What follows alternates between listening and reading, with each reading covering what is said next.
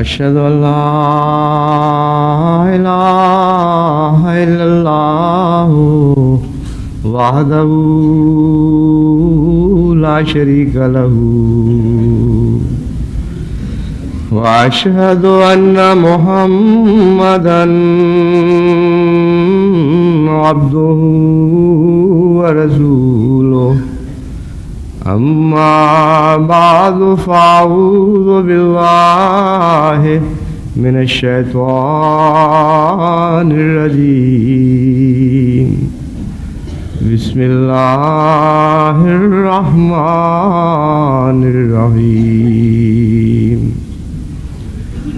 الحمد لله رب العالمين الرحمن الرحيم مالك يوم الدين إياك نعبد وإياك نستعين اهدنا الصراط المستقيم صراط الذين أنعمت عليهم غير المغضوب عليهم ولا الضالين وإنه لقول رسول كريم ذي قوة عند ذي العرش مكين مطاع ثم أمين۔ گزشتہ خطبے میں نے امانت سے متعلق کچھ بیان کیا تھا، لیکن یہ مضمون اتنا وسیع ہے کہ تمام شریعت پر حاوی ہے۔ یہ ایسی بنیادی صفت ہے کہ جس سے حقیقت میں شریعت کا مضمون پھوٹتا ہے اور دونوں پہلوؤں سے اس کا تعلق ہے، یعنی حقوق اللہ سے بھی اور حقوق العباد سے بھی۔ چونکہ یہ مضمون وسیع تھا، اس لیے مجھے خیال آیا کہ ایک خطبے کی بجائے 2 خطبوں میں کچھ اس کے متعلق بیان کرنے کی کوشش کروں۔ اس دوران الفضل میں بعض بڑے اچھے مضامین شائع ہوئے اور انہوں نے میرے کام کو آسان کر دیا اور سمیٹ دیا۔ بہت سی ایسی احادیث ہیں جن کا اس مضمون سے تعلق تھا، وہ الفضل میں شائع ہو چکی ہیں اور ان سے جماعت نے یقیناً استفادہ کیا ہوگا۔ میں نے گزشتہ خطبے میں بیان کیا تھا کہ حضور صلی اللہ علیہ وآلہ وسلم امانت میں سب سے بلند تر مقام پر فائز تھے، اگرچہ ہر نبی کو امین ہونا لازم ہے۔ یہ ہو ہی نہیں سکتا کہ خدا تعالیٰ کسی کو رسول بنائے اور امین نہ بنائے، بلکہ امین ہونا شرط اول ہے۔ اگر جب تک کوئی امین نہ ہو، اس کے سپرد اللہ تعالیٰ نبوت کی اور رسالت کی امانت نہیں فرما سکتا۔ تو ہر نبی امین ہے، لیکن قرآن کریم کے مطالعہ سے حضرت صلی اللہ علیہ وآلہ وسلم کی خصوصی شان 2 پہلوؤں سے نظر آتی ہے۔ اول تو یہ کہ قرآن کریم میں جہاں جہاں بھی انبیاء کے امین ہونے کا ذکر ہے، وہاں یا تو انبیاء نے خود اپنی قوم کو مخاطب کر کے فرمایا ہے کہ دیکھو ہم امین ہیں، اور جب دنیا کے معاملات میں امین ہیں اور تم جانتے ہو کہ ہم امین ہیں، تو خدا کے معاملے میں ہم کیسے امانت میں خیانت کر سکتے تھے؟ یا قوم نے ان کو امین کہا اور دوسروں نے گواہی دی ان کے حق میں کہ یہ امین ہے، لیکن حضرت صلی اللہ علیہ وآلہ وسلم کے سوا کسی اور رسول نبی کے متعلق خدا تعالیٰ کی یہ گواہی نہیں ملتی کہ یہ امین ہے۔ یہ صرف اور صرف حضرت اقدس محمد مصطفیٰ صلی اللہ علیہ وآلہ وسلم کو اعزازی مقام حاصل ہے کہ آپ کی امانت کے متعلق اللہ تعالیٰ نے خود گواہی دی کہ یہ امین ہے۔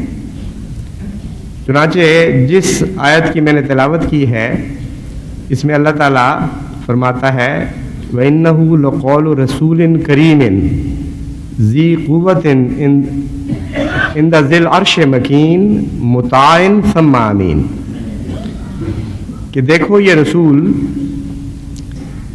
یہ قول جو قرآن کریم کی صورت میں تم سن رہے ہو، یہ ایک ایسے رسول کا قول ہے جو صاحب قوت ہے، غیر معمولی قوا اس کو بخشے گئے ہیں۔ عند ذی العرش مکین، اس کا مقام آسمان پر اپنے رب کے حضور ہے۔ آسمان کا لفظ عرش کا صحیح ترجمہ تو نہیں ہے، یوں کہنا چاہیے کہ اللہ تعالیٰ کے قریب تر اس کا مقام ہے اور اس بلند مقام پر فائز ہے۔ مطاع ثم امین، اور اس کی شان یہ ہے کہ کامل طور پر مطاع بنایا گیا، ہر پہلو سے، ہر لحاظ سے تمام دنیا کو اس کا مطیع بنا دیا گیا۔ ثم امین، اس مقام پر فائز ہونے کے باوجود، اس عظیم الشان قوت کے مقام کو حاصل کرنے کے باوجود پھر بھی یہ امین ہے، یعنی ذی العرش مکین ہونے کے لحاظ سے اللہ کی امانت کا حق بھی پوری طرح ادا کر رہا ہے، اور لوگوں کا مطاع بننے کے باوجود کلی اختیارات اس کو سونپے گئے عرش کے رب کی طرف سے، اس کا ہو کر تم میں نازل ہوا ہے، اس کو خدا تعالیٰ کی طرف سے اس کی ملکیت کے حقوق عطا کیے گئے ایک رنگ میں، اس کے باوجود تم سب کی امانتوں کا بڑی تفصیل سے خیال رکھنے والا ہے، یعنی حقوق اللہ اور حقوق العباد کے درجہ کمال کو پہنچنے کا نقشہ کھینچا گیا ہے۔ ضمناً اس سے یہ بات بھی معلوم ہوتی ہے کہ جس طرح کہا جاتا ہے ایبسولوٹ پاور کرپٹس ایبسولوٹلی، اس کے بالکل برعکس مضمون ہے یہ۔ انگریزی کا محاورہ ہے کہ جب اقتدار کامل ہو جائے کسی کے ہاتھ میں، مکمل اختیار مل جائے، تو اتنا ہی کامل طور پر وہ بددیانت اور بد اخلاق ہو جاتا ہے، کیونکہ اختیار کلیہ ایسی ڈکٹیٹرشپ کو پیدا کرتا ہے جس کے نتیجے میں انسان کلیتاً انسانی حقوق اور ان کے خیالات سے، ان کی ضروریات سے اپنے آپ کو مبرہ سمجھنے لگ جاتا ہے، اور اسی شدت کے ساتھ، جس شدت کے ساتھ اس کو طاقت ملتی ہے، وہ بد اخلاق اور بددیانت ہو جاتا ہے۔ اس کے بالکل برعکس مضمون ہے جو قرآن نے بیان فرمایا ہے۔ دنیا کے اقتدار اور دنیا کی حکومتوں سے کتنا مختلف تصور پیش فرمایا، اور ایک کامل نمونے کی شکل میں صرف تصور ہی نہیں، اس کو حقیقت بنا کے دکھا دیا۔ فرمایا عند ذی العرش مکین، صاحب عرش کا نمائندہ ہے، ہر وقت اس کے حضور حاضر ہے۔ اس سے بڑا اقتدار دنیا میں کسی کو نصیب نہیں ہو سکتا کہ تمام کائنات کے مالک خدا کی نظر میں وہ اتنا قریب ہو جائے، اتنا پیارا ہو جائے اس کو، کہ گویا ہر وقت اس کی آنکھ کے نیچے، اس کے قرب میں رہتا ہے۔ مطاعن، اور اس کی طرف سے مطاع بنا دیا گیا، تمام عالم کو اس کا مطیع کر دیا گیا، اور اس کو تمام عالم کا مطاع اور امیر مقرر فرما دیا گیا۔ ثم امین، دیکھو اس کو کہ پھر بھی کیسا امین ہے، کتنی باریکی اور لطافت کے ساتھ تمہارے حقوق ادا کر رہا ہے۔ امانت کا حق اپنے رب کی طرف سے بھی ادا کر رہا ہے اور بنی نوع انسان کی طرف سے بھی ادا کر رہا ہے۔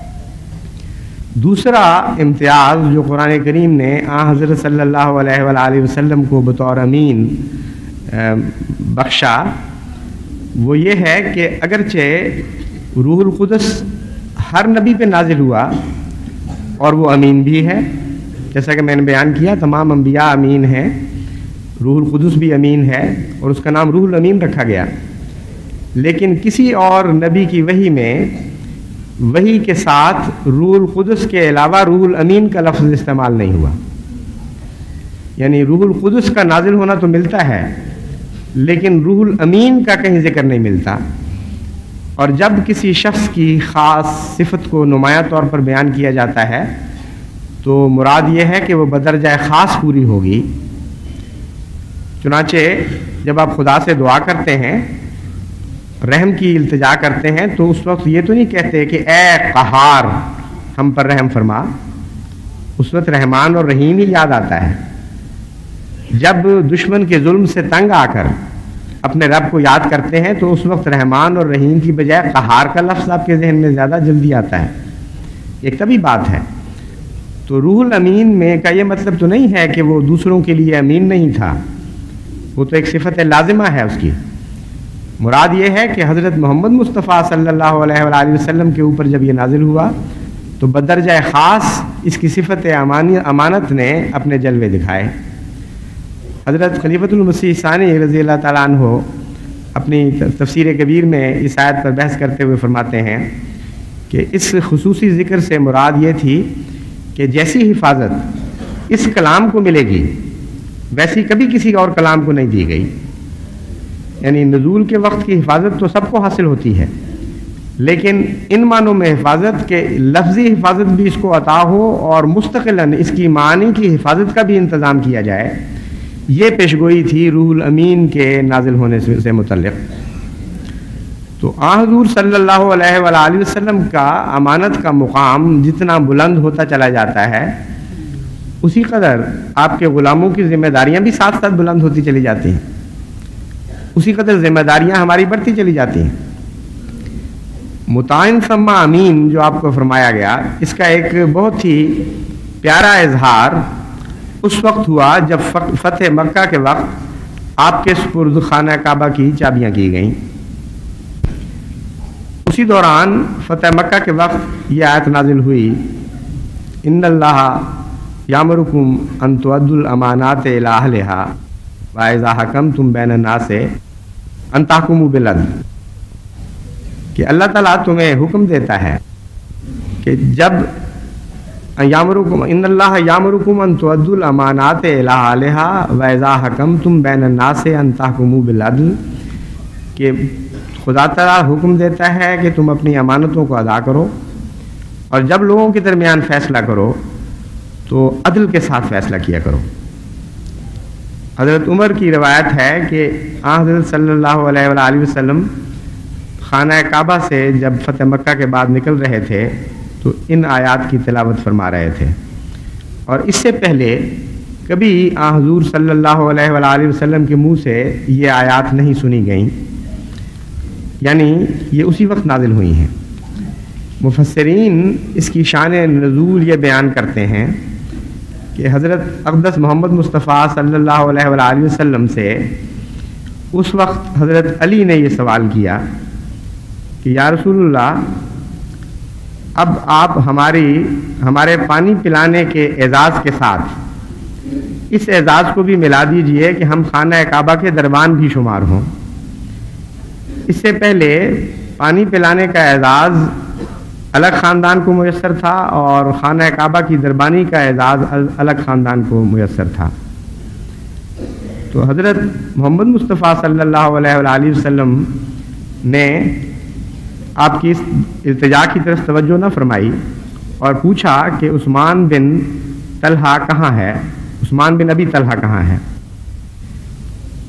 تو عثمان بن ابی طلحہ کو پیش کیا گیا اور آپ نے چابیاں ان کے سپرد فرما دیں، کیونکہ وہ اس سے پہلے اس خاندان سے تعلق رکھتے تھے جن کے سپرد خانہ کعبہ کی دربانی کا فریضہ تھا۔ تو مفسرین یہ لکھتے ہیں کہ گویا یہ عثمان بن ابی طلحہ کے حق میں آیت نازل ہوئی تھی، اور اس آیت کے نتیجے میں حضور اکرم صلی اللہ علیہ وآلہ وسلم نے عثمان بن ابی طلحہ کو یہ چابیاں پکڑائیں، حالانکہ جو اصل اس آیت کا منشا ہے وہ بالکل ان کے ذہن میں نہیں آیا۔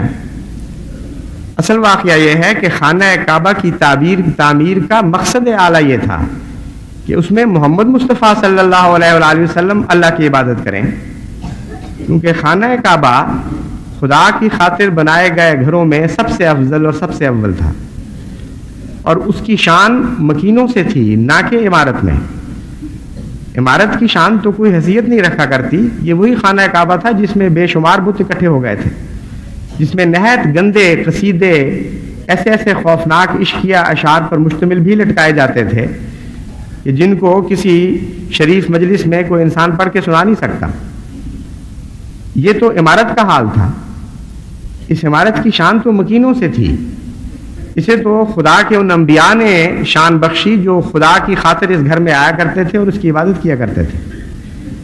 تو حضرت ابراہیم علیہ السلام تھے وہ اس سے پہلے جنہوں نے شان بخشی اس عمارت کو، پھر اسماعیل تھے جنہوں نے شان بخشی، لیکن ابھی تک اس کا مقصد اعلیٰ حاصل نہیں ہو سکا تھا، اور جس مقصد کی خاطر یہ عمارت تعمیر ہوئی ہے وہ حضرت محمد مصطفیٰ صلی اللہ علیہ وآلہ وسلم کی بعثت کے ساتھ پورا ہونا تھا، جب حضور کے سپرد خانہ کعبہ کی چابیاں کی جائیں۔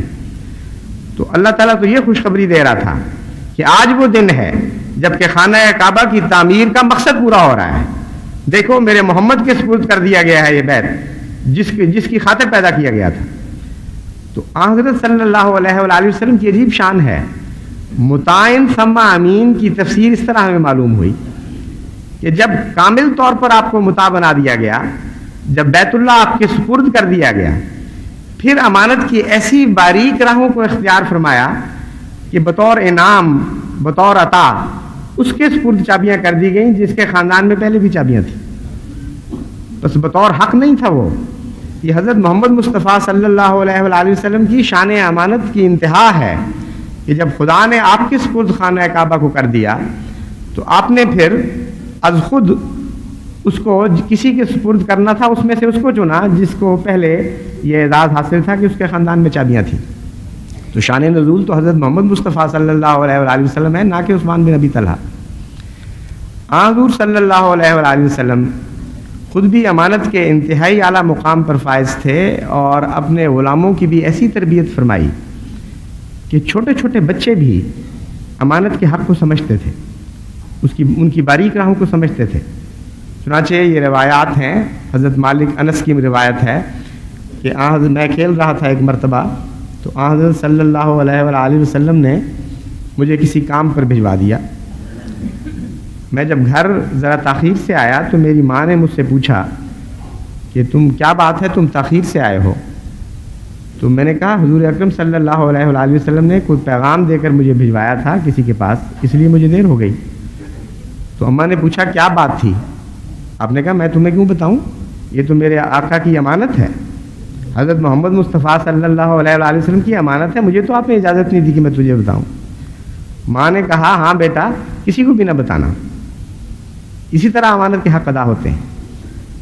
تو کتنی باریک تعلیم تھی، کتنا گہرا اثر چھوڑا ہے اپنے غلاموں پر کہ بچے بھی امانت کے راز سمجھ گئے، اور ایسی عظیم الشان مقام پر امانت پہنچی ہے کہ اس سے پہلے تاریخ نے کبھی بھی ایسے امین نہیں دیکھے تھے، اور یہ اثر بڑی دیر تک جاری رہا ہے امت میں۔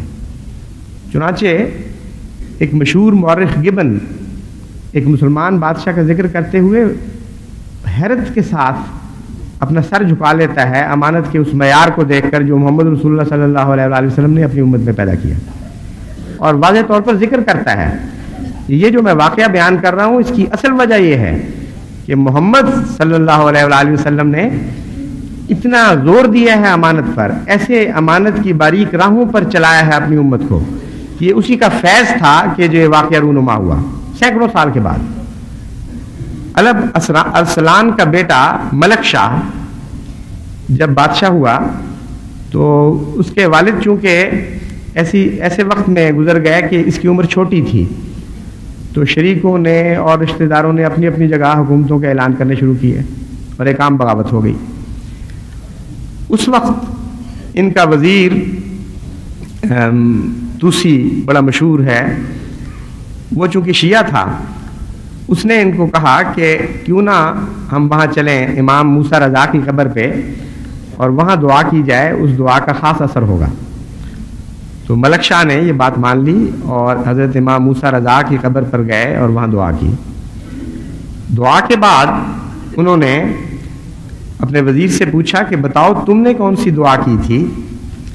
تو وزیر نے جواب دیا کہ میں نے تو یہ دعا کی تھی کہ اللہ تعالیٰ آپ کو فتح نصیب فرمائے۔ پھر وزیر نے کہا، ہاں وزیر سے پوچھے بغیر انہوں نے کہا کہ جانتے ہو میں نے کیا دعا کی تھی؟ میں نے یہ دعا کی تھی کہ اے خدا، اگر میرے چچا زاد بھائی مجھ سے زیادہ اس امانت کے اہل ہیں کہ تیری مخلوق پر اور مسلمانوں پر حکومت کریں، تو اے خدا آج کے دن میری جان اور میرا تاج و تخت واپس لے لے مجھ سے، میں اس کا اہل نہیں ہوں۔ گبن لکھتا ہے کہ ساری انسانی تاریخ میں اس سے زیادہ روشن واقعہ امانت کا آپ پیش نہیں کر سکتے، لیکن ساتھ ہی کہتا ہے کہ جانتے ہو کیوں ایسا ہوا؟ اس لیے کہ محمد مصطفیٰ صلی اللہ علیہ وآلہ وسلم نے، وہ تو محمد لکھتا ہے صرف، لیکن محمد مصطفیٰ صلی اللہ علیہ وآلہ وسلم نے یہ امانت کے طور اطوار، یہ ادائیں سکھا دی تھیں اپنی امت کو. اس وجہ سے ملک شاہ نے یہ دعا کی تھی.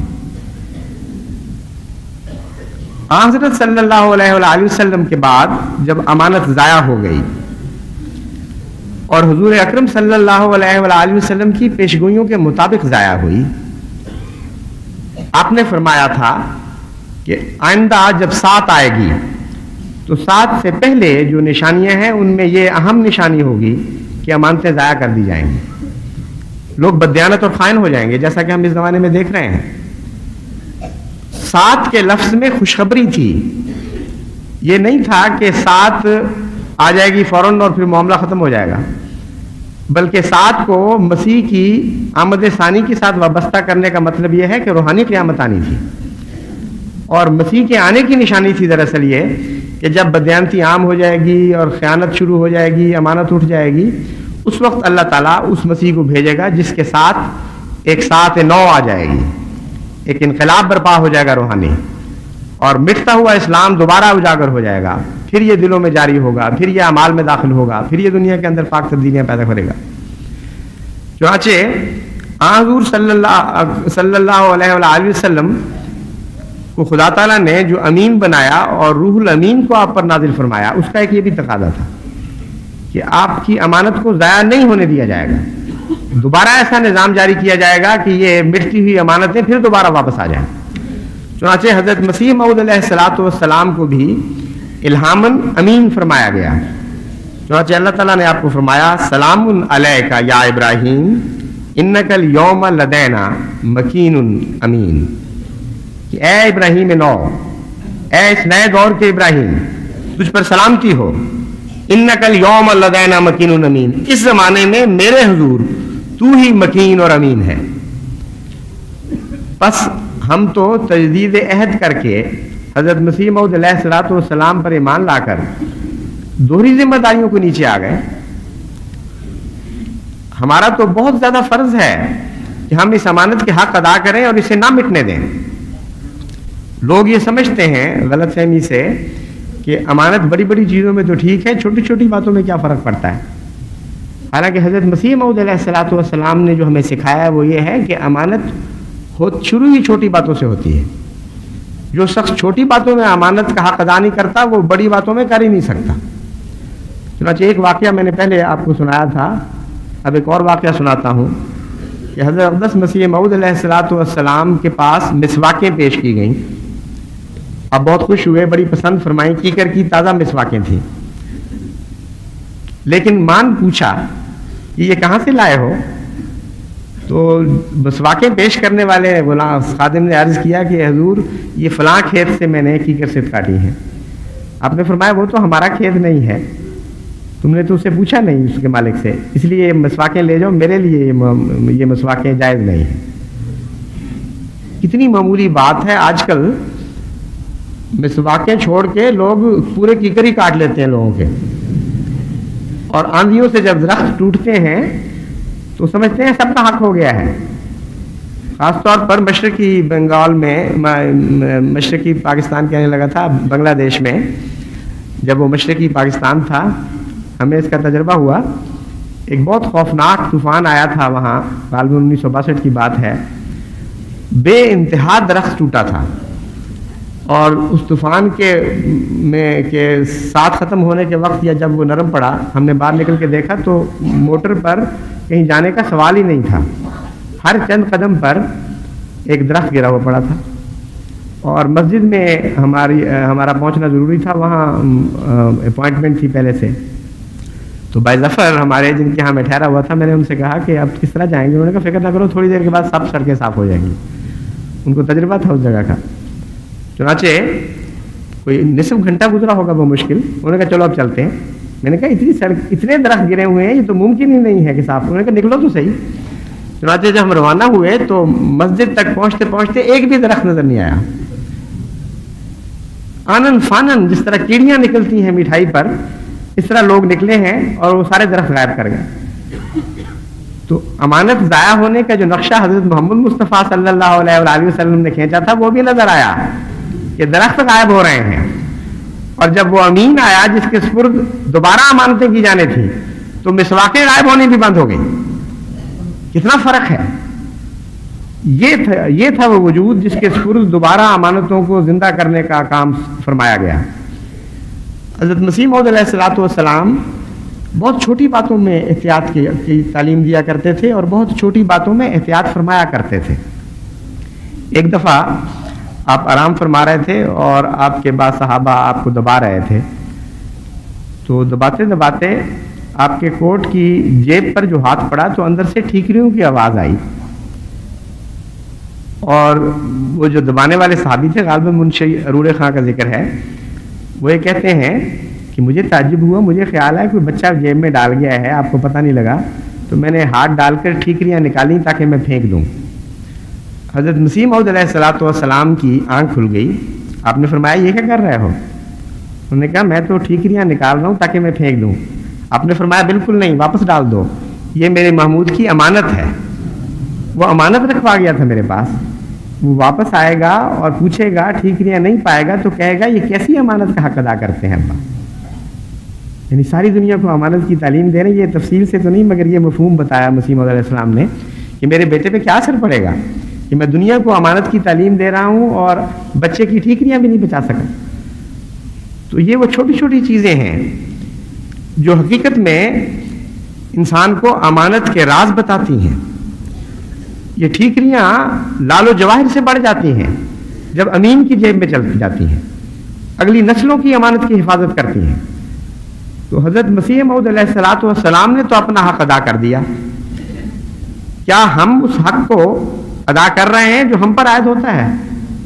کیا ہم میں بھی کوئی ملک شاہ موجود ہے جو سینکڑوں سال گزرنے کے بعد بھی اس باریکی سے امانت پر نگاہ کرے؟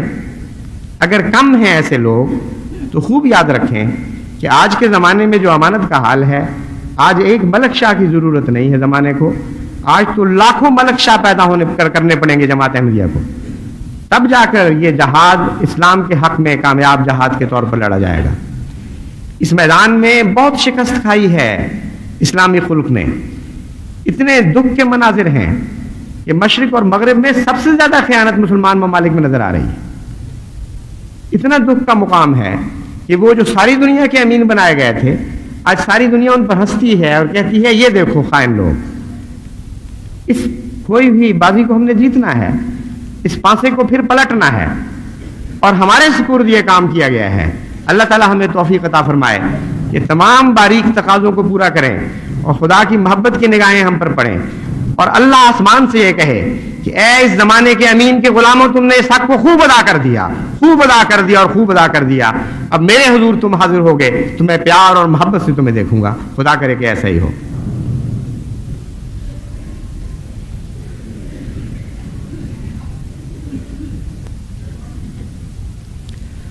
الحمدللہ نحمدہ ونستعینہ ونستغفرہ ونؤمن بہ ونتوکل علیہ ونعوذ باللہ من شرور انفسنا ومن سیئات اعمالنا.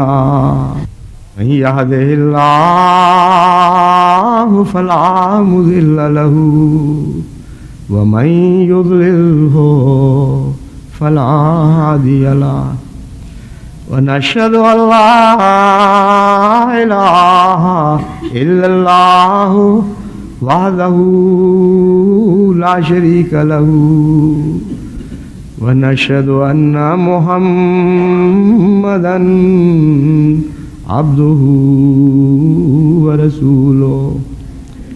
عباد اللہ رحمكم اللہ، ان اللہ یامر بالعدل والإحسان وإیتاء ذی القربى وینہی عن الفحشاء والمنکر والبغی یعظکم لعلکم تذکرون اذکروا اللہ یذکرکم وادعوہ یستجب لکم وَلَذِكْرُ اللَّهِ أَكْبَرُ.